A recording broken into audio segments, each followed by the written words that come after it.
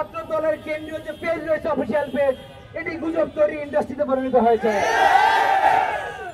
এখানে অত্যন্ত লো কোয়ালিটির গুজব উৎপাদন করা হয় এবং এই গুজবটা কেন্দ্রীয় নেতা থেকে শুরু করে ইউনিট কর্মীরা এমন ভাবে সাপ্লাই দেয় সব জায়গায়, দেখে মনে হয় যেন গুজব ছড়ানোর উৎসবে পরিণত হয়েছে এখানে।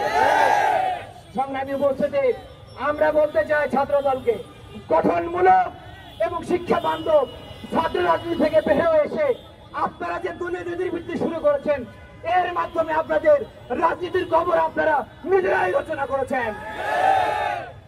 আপনাদের এমন রাজনীতির আমরা ধিক্কার জানাই। সংগ্রামী উপস্থিতি, আমরা বলতে চাই কোরআনের প্রোগ্রামে আক্রমণ করা, মসজিদে আক্রমণ করা, নামাজের প্রোগ্রামে আক্রমণ করা, এটি হচ্ছে রাম রাজত্ব প্রতিষ্ঠাকারী কসাই মুদির এজেন্ডা। এই এজেন্ডা ভারতে চলে, এই এজেন্ডা বাংলাদেশে কেন? যারা এজেন্ডা বাস্তবায়ন করছেন তারা দেশের অসংখ্য মুসলমানের অন্তরে আপনারা আঘাত দিয়েছেন।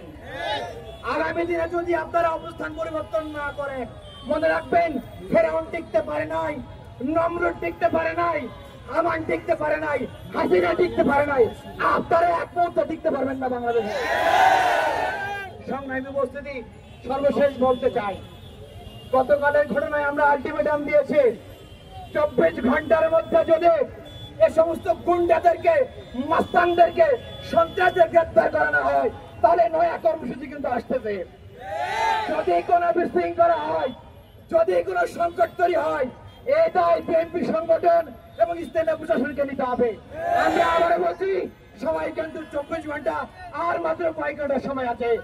যা করার আপনারা উদ্যোগ গ্রহণ করেন, এরপরে যা শুরু হবে তার ঠেকাতে না বললে এদেশে কিয়ামত শুরু হবে, দেখবেন আপনারা। আমি উপস্থিতি, আগামী দিনে দেশ ইসলাম রক্ষার আন্দোলনে সক্রিয় ভূমিকার আহ্বান জানিয়ে বিএনপি ছাত্র দলের সন্ত্রাসকে রুখে দেওয়ার আহ্বান জানিয়ে আমার বক্তব্য শেষ